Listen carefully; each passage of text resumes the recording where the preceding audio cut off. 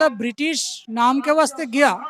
हम लोग का पॉलिटिकल इंडिपेंडेंस मिला, लेकिन मजदूर वर्ग के लिए, किसानों के लिए, दलित के लिए, आम जनता के लिए, उत्पीड़ित जनता के लिए आजादी तो अभी तक मिला नहीं। ये जनवाद नाम के वास्ते जनता का है, लेकिन काम के लिए कॉरपोरेट का जनवाद है। कॉरपोरेट लोग ही सब कुछ कर रहा। पूंजीपति जो है वो गोरा भी है, काला भी है, तो सबका गुलामी अभी गुलाम बना के रखा है। तो इस गुलामी का खिलाफ में हम लोग इसको बोलते हैं उजारती गुलामी।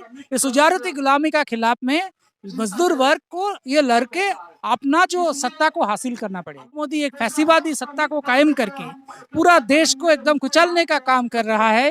देश को धर्म का नाम पर, जाति का नाम पर जो बंटवारा करके जनता को लूटने का कोशिश कर रहा है, इसका खिलाफ में हम लोग अभी के लिए ये लड़ाई छेड़ रहे हैं। मुंबई में जो हमला हुआ था, ट्रेन विस्फोट कौन किया था, ये सब कुछ मालूम है।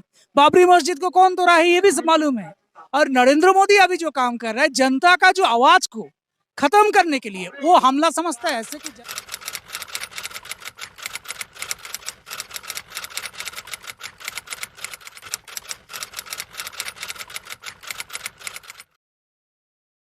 नमस्कार, मैं मोन्टू राजा, एंटी करप्शन इंडिया से स्वागत है आपका। देश के अंदर तमाम जो मजदूर वर्ग है, तमाम मंत्रालय हैं, लोग हैं, संस्थाएं हैं, लेकिन उसके बाद भी जो देश का मजदूर है आज उसको सड़कों पे आना पड़ता है। क्यों? कई ऐसे सवाल होते हैं कि क्यों सारा तंत्र होने के बाद भी जो मजदूर हैं वो सड़कों पे आते हैं, पहले अपने प्रदेश में, उसके बाद राजधानी दिल्ली में, ताकि केंद्र सरकार जो है उसके कानों तक इनकी आवाज पहुंच पाए। मेरे पीछे जो आप देख रहे हैं, trade union centre of India जो है उसके बैनर तले ये पूरा प्रोटेस्ट हो रहा है। मेरे साथ इनकी अगुवाई में जो चल रहा है पूरी जानकारी लेंगे। सर, नाम क्या आपका? औलिक चक्रवर्ती। आज जो आप लोग यहाँ पे धरना दे रहे हैं, प्रदर्शन कर रहे हैं मजदूरों के लिए, क्या दिक्कतें हैं मजदूरों को? तमाम सिस्टम है, फिर भी क्या दिक्कतें होती हैं मजदूरों को? नहीं, आप लोग जानते हैं कि जो मजदूर का जो कानून था, श्रम कानून, वो श्रम कानून को बदल के वो 44 जो कानून है उसको सब हटा के एक 4 कोड का अंदर में सिर्फ सारे कानून को लाने का कोशिश कर रहे हैं, जिसमें मेनली अगर बोलेंगे हायर एंड फायर पॉलिसी को चालू करना। मजदूर का मजदूरी का कोई ठिकाना नहीं है, टोटली कॉन्ट्रैक्चुअल बेसिस में काम कराना ही एक सरकार का राजनीति बन गया। उस हिसाब से कानून भी बना रहे हैं और उसको लागू करने का कोशिश भी कर रहा है।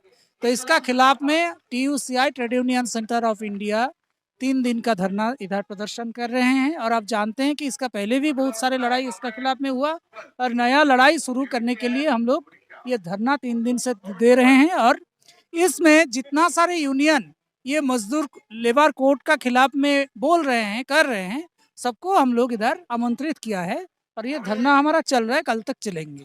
कई राज्यों के यहाँ पे लोग आए हुए हैं, ऐसा बताया गया है। मोटा मोटी 10-12 राज्यों का लोग इधर आए हैं। हाँ, कल भी आएंगे। ऐसे बहुत सारे मेन जो इंडस्ट्री है, जैसे हिंदुस्तान लीवर जैसा इंडस्ट्री, जैसे टाटा मार्कोपोलो जैसा इंडस्ट्री, बॉम्बे स्टॉक एक्सचेंज से भी लोग आए हैं, बंगाल से लोग आए, बहुत सारे अनऑर्गेनाइज्ड वर्कर्स भी इधर आए हैं।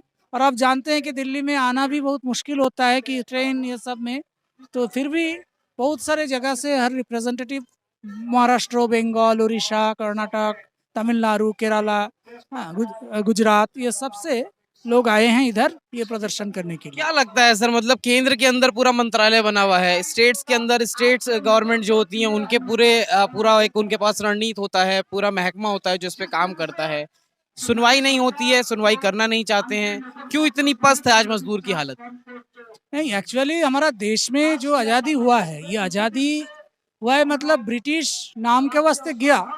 हम लोग का पॉलिटिकल इंडिपेंडेंस मिला, लेकिन मजदूर वर्ग के लिए, किसानों के लिए, दलित के लिए, आम जनता के लिए, उत्पीड़ित जनता के लिए आज़ादी तो अभी तक मिला नहीं। तो इसीलिए जो है कि करप्शन का तहत और सारे कानून को अपना हिसाब से तैयार करने का, मेजोरिटी का रूप में करने के लिए, और चुनाव में भी जो करप्शन करके जीतने का जो सिलसिला ये तो चल रहा है।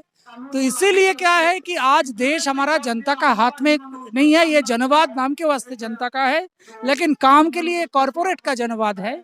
कॉरपोरेट लोग ही सब कुछ कर रहे हैं। तो मतलब जो देश का मजदूर है वो आज भी गुलाम है। पहले अंग्रेजों की गुलामी करी, अब गोरों की जगह कालों की गुलामी करनी पड़ रही है। नहीं, गोरे की जगह कालो की ऐसे हम नहीं बोलेंगे, हम बोलेंगे पूंजीपति का, कॉरपोरेटों का गुलामी कर रहे हैं, क्योंकि गौरव भी है अभी। ये जो अमेरिका साम्राज्यवाद हम बोलते हैं, बड़ा बड़ा पूंजीपति जो है वो गोरा भी है, काला भी है। तो सबका गुलामी अभी गुलाम बना के रखा है। तो इस गुलामी का खिलाफ में हम लोग इसको बोलते हैं उजारती गुलामी।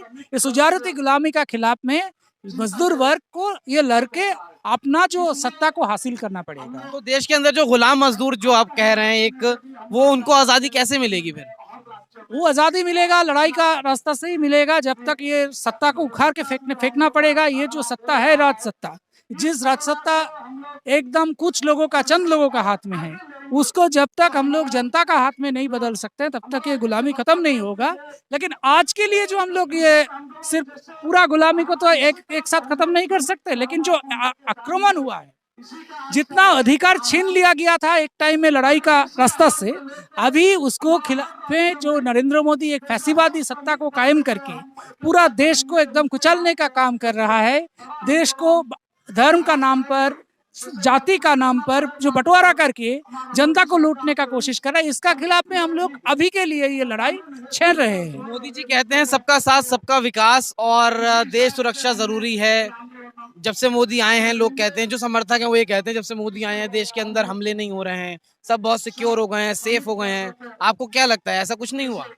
नहीं, हमला तो एक्चुअली जो हमला का बात बोल रहा था, हमला कहाँ हो रहा था? एक्चुअली प्रॉब्लम जहां पर है कि ये कश्मीर लेके जो चल रहा था, अभी आप देखिए कि जो कश्मीरी पीपल का साथ जो उसका भारत का एक एग्रीमेंट था, वो एग्रीमेंट भी खत्म कर दिया। ये हर जगह में ये कोशिश कर रहे हैं। ये अरुणाचल का बात आप बोल रहे हैं, अरुणाचल से लेके अगर नॉर्थ ईस्ट में देखेंगे, हर जगह में वो क्या कर रहा है, फूट डाल के उधर अपना जो ताकत को बढ़ाने का कोशिश कर रहा है और अपने आप हमला बढ़ा के दूसरे का नाम दे के वो लोग ऐसा कर भी रहा था। जैसे आपको 7 रितंबर से लेके ये सब जो है हमला, मुंबई में जो हमला हुआ था, ट्रेन विस्फोट कौन किया था, ये सब कुछ मालूम है। बाबरी मस्जिद को कौन तोड़ा है, ये भी सब मालूम है। और नरेंद्र मोदी अभी जो काम कर रहा है, जनता का जो आवाज को खत्म करने के लिए, वो हमला समझता है। ऐसे कि जनता जब खड़ा होता है, अपना हक लेके जब लड़ाई करता है, उसको हमला समझता है। और कश्मीर का बारे में अगर बोलेंगे, वो कश्मीर एक डिस्प्यूटेड स्थिति है। उधर का जो हमला है वो तो अभी तक कोई ऐसा सीमा भी नहीं है, वो लाइन ऑफ कंट्रोल बोला जाता है। वो लाइन ऑफ कंट्रोल के लिए वो लोग एक झमेला को सालों से जारी करके रखा है हर सरकार। उसमें अभी तक जो प्लेबिसाइड नहीं करके एक, अभी तो आप देख सकते हैं कि कश्मीर में हमला कितना बढ़ गया मिलिट्रियों का, ऐसा स्थिति बना के रखा है। इतने सब कुछ होने के बाद भी जो जनता है वो समर्थन क्यों दे रही है? फिर जनता को समझ में नहीं आ रहा है क्या चल रहा है। हर बार जीत रहे हैं, बार बार। अगर आप देखेंगे 30% वोट से वो मेजोरिटी बनाता है। लास्ट पार्लियामेंट्री चुनाव, उसका पहले भी 30% मेजोरिटी से वो 30% वोट से वो मेजोरिटी बनाता है। और इसमें बहुत सारे धांधली है, बहुत सारे विषय है। जैसे इवन हम लोग देखते हैं कि ऐसा एक मैंने साइंटिफिक जो रिगिंग का बात हम बोल सकते हैं। जैसे मान लीजिए कि ईवीएम में जो टेम्परिंग से लेके क्या क्या नहीं कर रहा है, तो ये अगर पूरा बात सामने आएंगे तब तो कुछ होगा। लेकिन मशीनरी को अपना हिसाब से इस्तेमाल कर रहा है, जब उसका जरूरत है तब वो मशीनरी को यूज करते हैं। जैसे ईडी को, जैसे सीबीआई को, ये सबको अपना हिसाब से कर रहा है। न्यायालय को कैसे देखते हैं आप? न्यायालय है, हाई कोर्ट है, सुप्रीम कोर्ट है, कैसे देखते हैं उसको? देखिए, न्यायालय, पहला बात है कि न्यायालय कानून को व्याख्या करना उसका काम होता है। तो कानून का इतना मल्टी डायमेंशनल व्याख्या होता है कि उसमें जिसका जो मर्जी है उस मर्जी माफिक व्याख्या भी हो जाता है, नंबर 1। नंबर 2 है कि एक्चुअली हमारा देश में न्यायालय तो जनता का हाथ में नहीं है। कोई पास करके न्यायालय में जा सकता है, वो क्या मर्जी से अपना राय देगा, वो उसका ऊपर निर्भर करता है। लेकिन एक सिस्टम है ऐसा, हमारा देश में कम से कम कुछ तक स्वतंत्रता है, लेकिन इस स्वतंत्रता को खत्म करने का कोशिश भी जारी है। जैसे उच्च न्यायालय में आप बोल सकते हैं कि जब हम लोग ये किया था, जब कोविड को केस लेके बोला था सबको मुआवजा मिलेगा मजदूरों को, लेकिन किसी को नहीं मिला। आज तक वो सुप्रीम कोर्ट में वो केस उठा नहीं पाया। इस हिसाब से न्यायालय अपना भूमिका, मजदूर विरोधी भूमिका भी निभा रहे हैं। लेकिन कभी कभी कुछ होता है, वो अलग बात है। जैसे आज बहुत सारे लोगों को जेल में जो रख दिया है देश विरोधी नाम से। हाँ, तो इसमें देखा जाएगा कि सरकार का साथ न्यायालय का एक कोहेसिव रोल है, जो नहीं होना चाहिए था। लेकिन ऐसा स्थिति में ही हमारा देश बीत रहे हैं, जिंदगी हमारा जी रहे हैं। तो इस स्थिति को बदलने के लिए हम लोग काम कर रहे हैं। आखिरी सवाल ये है सर मेरा कि जो देश के अंदर वर्ग है 75% से ज्यादा ऐसी आबादी है जो मजदूरी तबके में है, क्या संदेश देना चाहेंगे? कैसे वो उजागर हों, कैसे वो जागरूक हों और क्या आप कहना चाहेंगे उनको? हाँ, ये 75% जनता को हम तो बोलेंगे कि लड़ाई में आने के लिए, अपना हक का बारे में जानने के लिए, क्या छीन रहे हैं उसको जानने के लिए, क्योंकि अभी भी जो श्रम कोड चालू हो रहा है, क्या हो रहा है, नहीं हो रहा है, इसका बारे में हमारा देश में जो शिक्षा से लेके सब कुछ इतना है कि कानून क्या बदल रहा है, क्या हो रहा है, नहीं हो रहा है, इसका बारे में ज़्यादा जानकारी ही नहीं है। हम ये संदेश देंगे कि सबको उठ के खड़ा होने के लिए, और ये जो फैसीवादी ताकत है हर जगह में, जो मजदूर विरोधी कानून है, मजदूर विरोधी जो सत्ता है, इसका खिलाफ में लड़ाई को छेड़ने के लिए यही हमारा संदेश होगा। बहुत बहुत शुक्रिया सर।